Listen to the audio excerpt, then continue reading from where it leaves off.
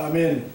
오늘 피터 곽 우리 목사님께서 봉독해 드리신 계시록 2장 7절의 말씀, 기 있는 자는 성령이 교회들에게 하는 말을 들을지어다.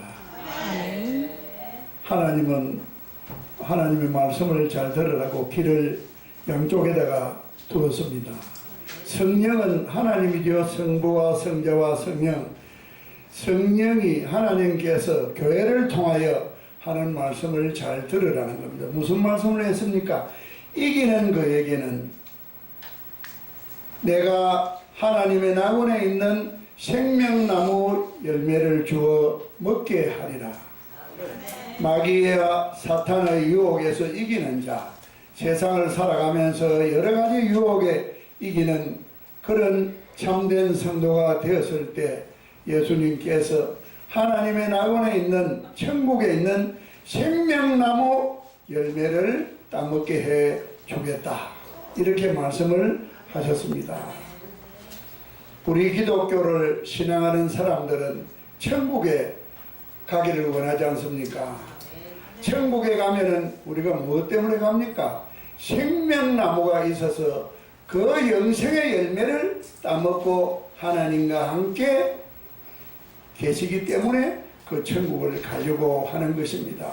그 천국을 가기 위해서는 사탄과 마귀의 모든 유혹을 이겨내고 하나님이 합격을 내리는 그러한 성도가 될 때에 천국에 갈 수 있다. 그러면 생명나무라는 것은 우리 기독교의 핵심입니다. 생명나무는 창세기 2장 9절에 창세기 2장 8절에 하나님이 에덴 동산을 만드시고 아담을 거기에 살게 했습니다. 그 동산에는 하나님 만드신 많은 풀과 채소와 열매 맺는 과목들이 있었는데 바깥 세상에는 없는 것이 에덴 동산 중앙에는 생명나무와 선악을 알게 하는 나무, 이 두 그루가 따로 있었다는 것입니다. 에덴 동산 안에만이.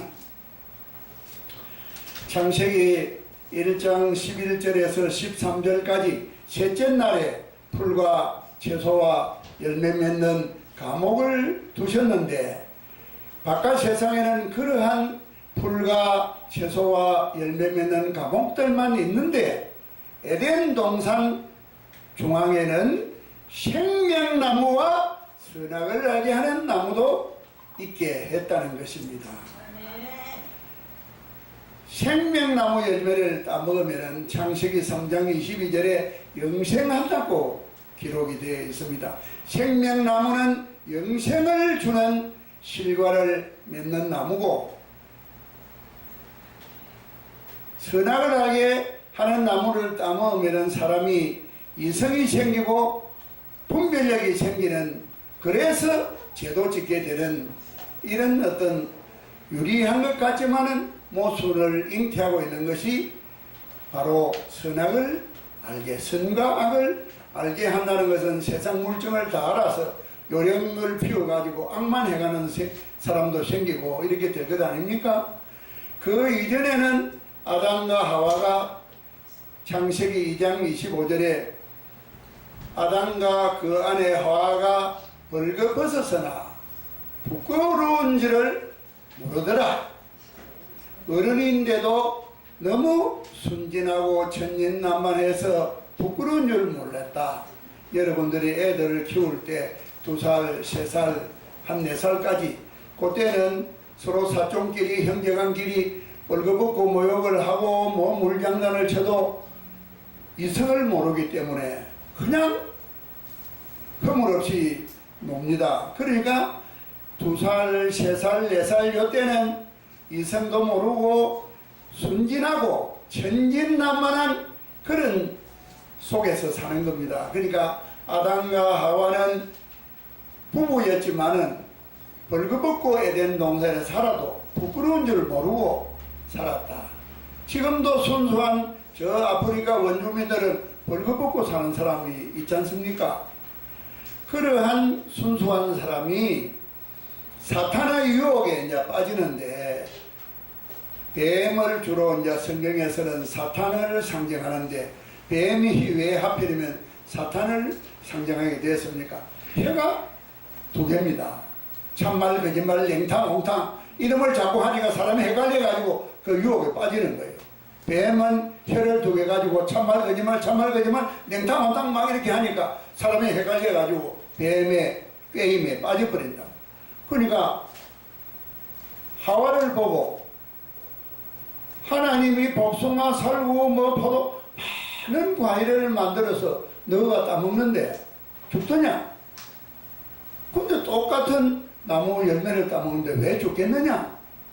선악을 알게 하는 이 나무 열매를 따면 너희가 지혜가 생겨가지고 하나님과 같은 수준으로 눈이 밝아지기 때문에 하나님이 너가 그렇게 지혜가 생기고 분별력이 생기고 똑똑해지는 것을 원하지 않아서 그거 따먹으면 죽는다. 이렇게 말을 했다고 속이는 겁니다. 창세기 2장 16절과 18절에 하나님이 우리 인간에게 처음 내리시는 명령이 바로 그겁니다. 동산 가운데 있는 무슨 나무의 열매를 임의대로 너가 따먹어도 좋으나 선악을 알게 하는 나무의 열매만은 따먹지 마라. 그걸 따먹으면 반드시 죽는다. 이렇게 경고를 했습니다. 하나님이 우리 인간에게 처음으로 하신 명령이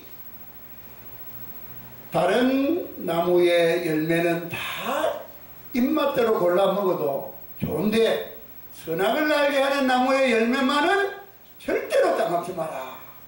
그 따먹으면 너는 죽는다. 이렇게까지 경고를 했습니다. 그런데 군에 가서도 상관의 명령을 어기는 사람은 명령 불복종을 했다고 처벌을 받습니다. 그런데 하나님이 하물며 다른 거는 다 따먹어도 좋은데 선악을 알게 하는 나무 열매만은 따먹지 마라. 그거 따먹으면 죽는다. 이러한 경고를 발했지 않습니까? 그런데도 사탄이 유혹을 합니다. 하나님이 모든 과일을 따먹는데 죽지 않도록 만들어놨는데 왜 선악의 열매만은 따먹으면 죽는다 했겠느냐? 그것은 하나님이 너희가 똑똑해지고 지혜가 생기고 분별력이 생기고 이러는 것을 원치 않기 때문에 그렇게 한 말이다. 이렇게 뱀이 두 말로 세 말로 꾀이니까 아담이 분별력이 좀 모자라요. 아담이 아니라 하와가. 아담이 처음에 에덴 동산에 혼자 살 때에 하나님이 독처하는 것이 혼자 사는 것이 외롭고 쓸쓸해 보이니까 배우자를 좀 하나 만들어주자. 이래서 아담을 깊이 잠들게 하며 깊이 잠이 들매 그 갈빗대 한 대를 뽑아서 흙을 보충해가지고 만드는 것이 하와라는 여자다. 이런 표현을 안 했습니까? 우리가 잠자는데 내 갈빗대를 갖다 뽑으면은 가만히 있겠어요? 아파서 난리를 뿐이지.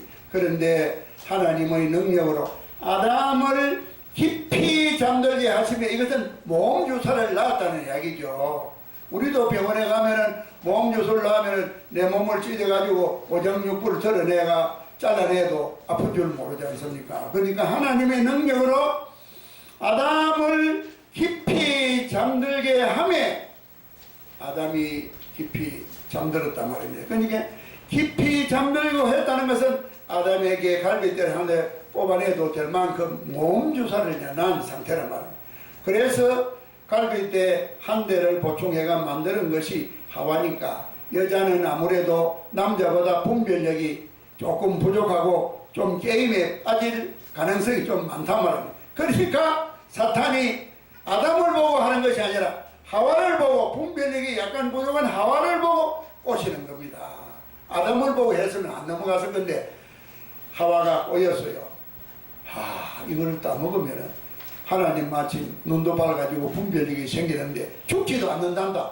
이렇게 생각하니까 마음이 그냥 변질이 됐죠. 야, 수지 맞는 작사다.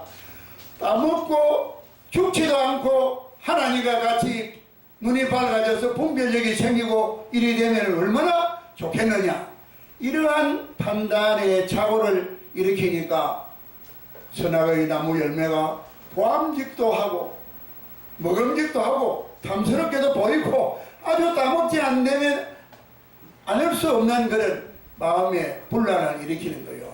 그러니까 그거를 따먹었는데 어린은 있어 자기 신랑 보고도 먹으라고 주었습니다. 하와가 먹고 남편 보고도 주었다는 겁니다. 그래서 남편이 먹다가 목에 걸려가 남자는 울대머리가 생겼다 이런 이야기도 있지 않습니까? 그래서 두 사람이 다 하나님이 창세기 2장 16절에서 18절에 이르는 절대로 다른 과일은 따먹어도 좋으나 선악을 알게 나무 열매만은 따먹지 마라. 그거 먹으면 죽는다. 이렇게까지 당부를 하셨는데 그 말씀을 어겨버렸죠. 그러니까 하나님의 말씀을 불복종하고 어겼으니까 죄인입니까? 죄인이 아닙니까? 죄인이 되었지 않습니까? 그 죄가 바로 우리 인간이 지은 제일 첫 원죄라는 거죠. 하나님의 말씀을 어긴 명령불복종의 원죄를 지었습니다. 그런데 이 사람을 에덴 동산에 그대로 두면 문제가 있습니다. 에덴 동산에는 영생의 열매가 있는 생명나무도 있고 선악을 알게 하는 나무도 있지 않습니까? 그러면 이미 선악을 알게 하는 나무 열매를 따먹게 되면 내가 죄인이 되어버렸습니다. 하나님 명령을 어긴 죄인이 되었는데 이 죄인을 에덴 동산에 놔줬다. 다른 과일 뭐든지 따먹으라 했으니 생명나무 열매도 따먹을 수 있잖아요. 그러면은 죄인이 생명나무 열매를 따먹으면 어떻게 됩니까? 죄인이 영생을 하는 겁니다. 우리 인간은 선하고 착하고 하나님이 원하는 그러한 이기는 자가 되어져서 생명나무 열매를 따먹는 그것이 하나님이 그리는 우리 인간과 마지막 살 계획인데 죄인이 되어가지고 영생을 해버리면 하나님의 계획이 뒤틀리지 않습니까? 그래서 하나님은 고민을 하는 겁니다. 자, 우리는 창세기 2장 16절과 18절에 있는 16절과 17절에 있는 동산에 있는 나무 여러가지 열매를 내가 임의대로 따먹되 선악을 알게 나무 하는 열매만은 따먹지 마라 이럴 때 이 말이 무슨 말입니까? 많은 나무가 있는데 족보가 있는 것이 제일 먼저 나온 게 생명나무와 선악을 알게 하는 나무도 있더라 이랬지 않습니까? 그럼 성경에서 창세기 1장 11절에서 13절에 풀과 채소와 많은 과일이 맺히는 나무를 만들었는데 셋째 날에 복숭아, 살구, 포도, 무화과 이런 것은 저 신약에 나올 때 나오지 구약에서는 아직 그런 나무 이름이 안 나왔습니다. 안 나왔는데 처음으로 창세기 2장 9절에 동산 가운데는 생명나무와 선악을 알게 하는 나무도 있더라. 이래서 생명나무라는 것이 하나님이 처음으로 나무 이름을 지은 이름이란 말이에요. 근데 이것이 가장 소중하고 귀중한 것입니다. 그러면은 생명나무가 있고 선악을 알게 하는 나무도 있고 복숭아, 살구 많은 것이 다 있는데 여러분 보고 안 죽는 것 중에 따먹으라 하면 어느 것 따먹겠습니까? 생명나무를 따먹겠죠. 다른 거는 이름이 아직도 없는데 요거는 이름이 있으니까 족보가 있는 거 아닙니까? 그러면은 생명나무와 선악을 알게 하는 나무가 있는데 이거는 먹지 마라. 이거 먹으면 죽는다. 이렇게 하신 말씀을 다른 말로 바꾸면 안 죽는 생명나무 열매를 따먹으라 그 소리입니다. 이해가 되십니까? 하나님은 직접 비유로 영생의 열매가 있는 생명나무 열매 따먹으라 이렇게 직접 말하는 것이 아니라 돌려서 이 소중한 생명나무와 또 다른 것도 있다 말이에요. 먹을 것. 요거는 절대로 먹으면 안 되는 선악의 나무다. 이거는 절대로 먹지 마라 죽는다. 이렇게 이야기한 그 말의 진리는 하나님의 의도는 네가 이 말을 듣고 생명나무 영생하는 이거를 따먹으라, 그 소리입니다. 그런데 그 분별력을 갖지 못하고 그 말을 듣지를 못해서요. 자, 우리가 미스 코리아를 뽑아요. 그럼 많은 사람이 경쟁을 해가 마지막에 이제 두 사람이 남아요. 한 사람은 진이 될 거고 한 사람은 선이 될 것 아닙니까? 둘 중에 하나가 1등이고 한 사람은 2등입니다. 마찬가지로 생명나무와 선악을 위한 나무 두 개 있는데, 선악을 하는 나무는 따먹지 마라! 이거 먹으면 죽는다! 이 소리는 이거를 따먹으라는 소리 아닙니까? 마찬가지로 여기는 옥자가 있는 순자가 있는데, 미스 코리아 순자 이러면은 이 순자는 2등입니다. 이름은 먼저 불렀지만 안 그래요? 남한 사람이 지금 미스 코리아 선이 순자다 이러면은 남한은 옥자가 진이라는 이야기 아닙니까? 그것처럼 하나님은 진짜 답은 생명나무인데 생명나무 따먹으라 이렇게 직접 말씀하지 않고 요 먹어야 될 많은 것 중에 먹으면 절대로 안 되는 것이 족보 있는 나무 중에 선악을 하게 하는 나무다 이렇게 일러준 거요.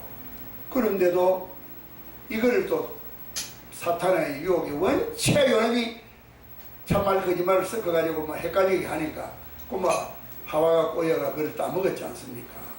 자, 따먹으니까 사탄이 한 말처럼 열매를 따먹으니까 첫 반응이 뭡니까? 벗은 것이 부끄러워서 무화과 잎사귀를 엮어 치마를 해입었더라.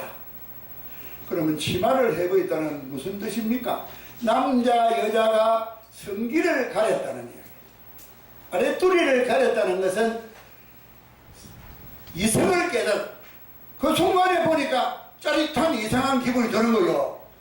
하와가 볼 때 남자가 달고 있는 게 좀 이상하게 느껴지고 또 아담도 여자의 생김새가 아랫도리가 좀 이상하고 전기가 짜릿 오니까 아이고 이거 가려야 되겠구나 싶어서 무화과 잎사귀를 엮어서 치마를 해 입었다는 것은 아랫도리를 가렸어.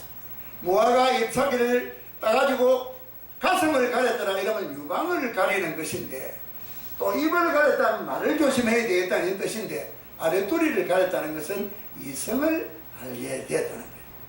그냥 그게 문제라는 겁니다. 이성을 먼저 알게 된 이것이 학원이 되어서 우리 세상을 살아가면서 많은 범죄가 남녀 간에 그거로 인해서 범죄가 많이 생겨요. 착실한 남편이 공무원 하는데 첩을 하나 뒀다. 이 여자를 위해서 좋은 가방도 사주고 좋은 옷을 사주려면 돈이 필요해.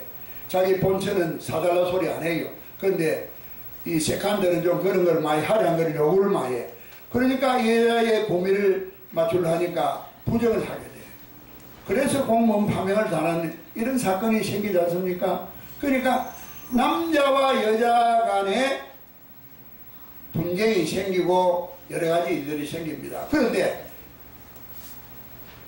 창세기 그 다음 구절을 보면은 동산을 거주시는 여호와가 아담아 너 어디 있느냐 이렇게 하니까 벗은 것이 부끄러워서 나무 밑에 숨었나이다 이렇게 하는 거예요.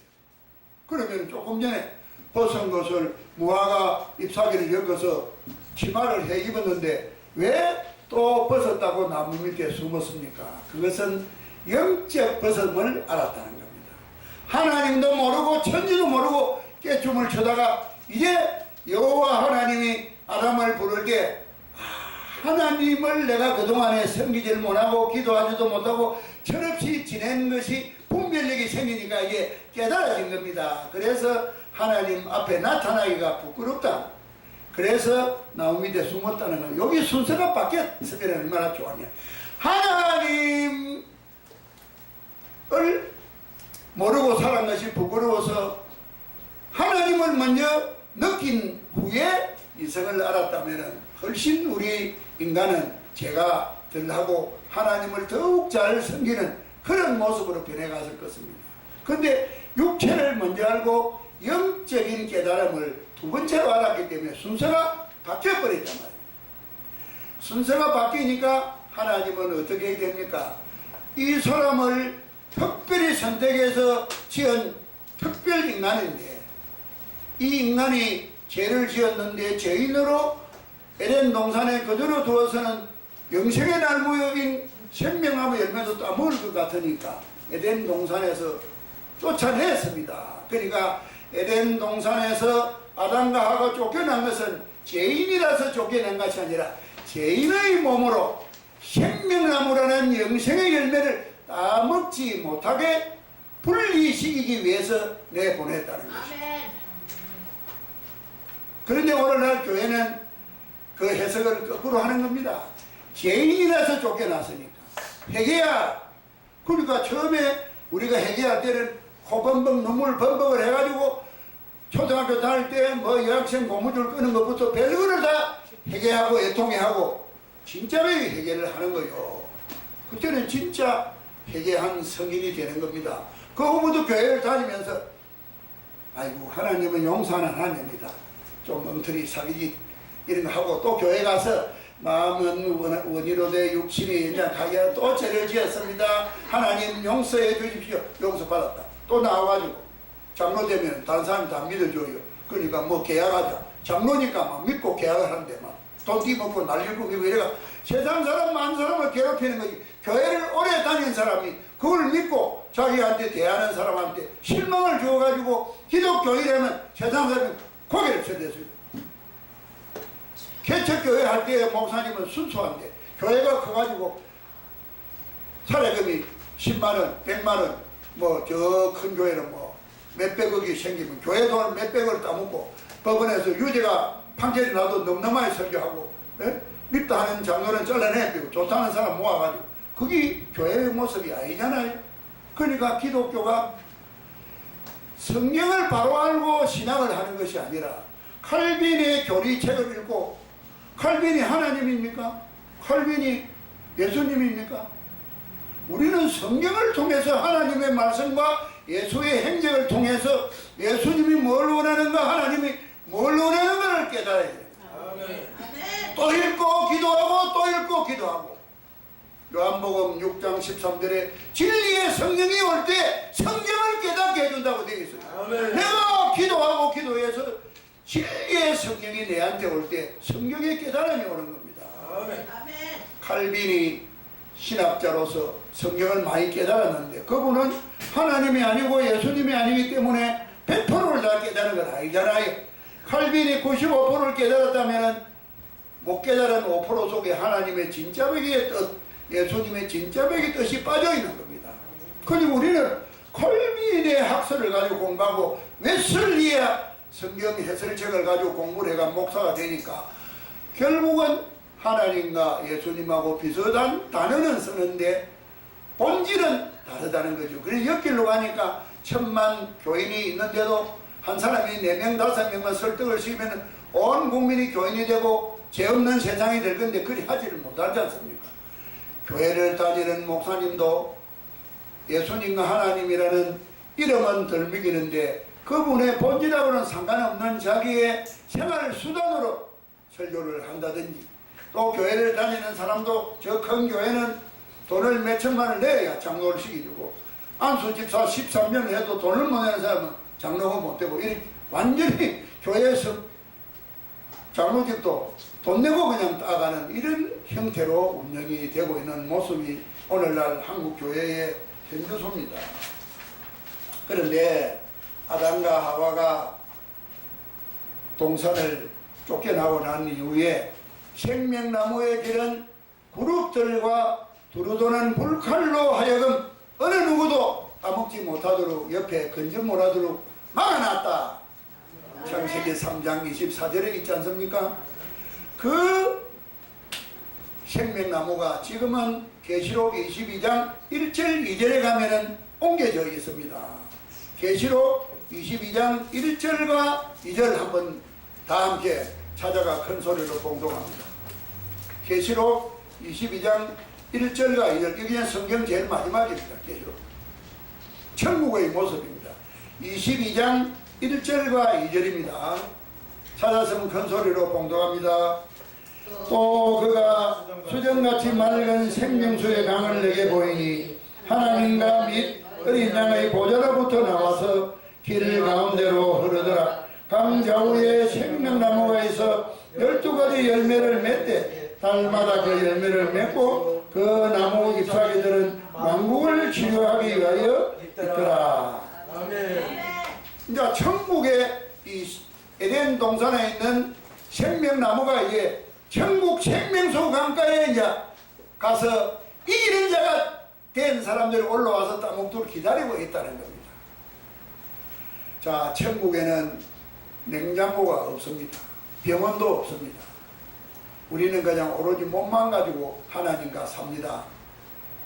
좋은 꽃도 보고 좋은 새소리를 들으면서, 그래서 이 지상에서는 과일이 봄 과일이 있죠. 여름 과일이 있죠. 가을 과일이 있죠. 철마다 과일이 있는데 겨울에 먹으려면 그거를 냉동을 시키고 보관을 해야 먹지 않습니까? 또 사람마다 나는 빨간색 과일을 좋아한다. 나는 노란색 과일을 좋아한다. 그래도 피망도 빨간 거, 뭐 노란 거 여러 가지가 있잖아요. 그러니까 하나님은 세상 사람들이 취향이 다 틀리니까 12가지가 생명나무 열매가 12가지 색깔이 맺힌다는 겁니다. 자기가 노란 거를 좋아하면 노란 생명나무 열매를 따먹고, 빨간 걸 좋아하면 빨간 생명나무 열매를 따먹고 12가지 취향대로 따먹는데 냉장고가 없으니까 다달이 열매가 맺힌다는 겁니다. 그달마다 싱싱한 게 또 다음 달에도 새로 싱싱한 게 나오니까 냉장고 보관하고 뭐 겨울용 이런 게 냉동실 이런 게 필요가 없는 겁니다.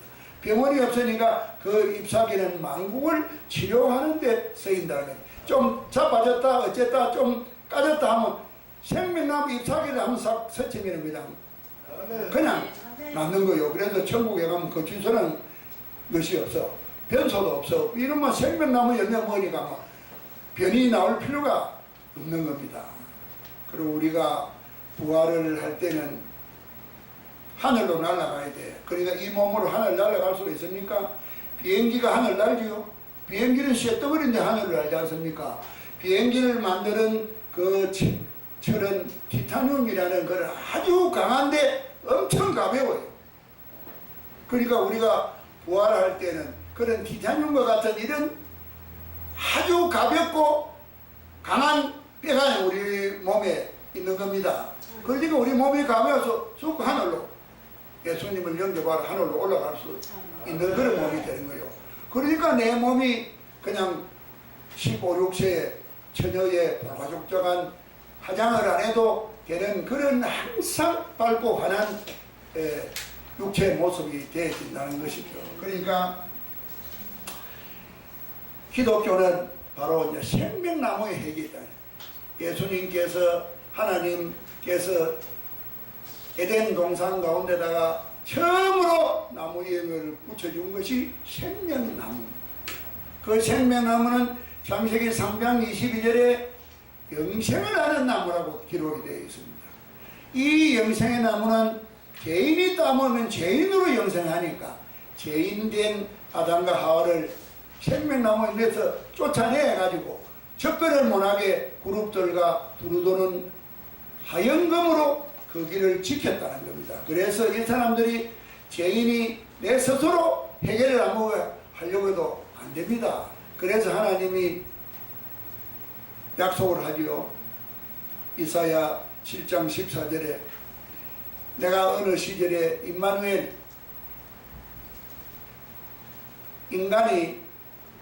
인간 세상 속에 하나님이 오시겠다는 약속을 하시고 성천의 마리아의 몸을 빌려 하나님이 우리 일반 사람은 남녀가 부부관계를 해야 정충을 난자에다 전달하니까 임신이 되는데 하나님의 능력으로 마리아에게 예수님의 씨를 뿌렸단 말입니다.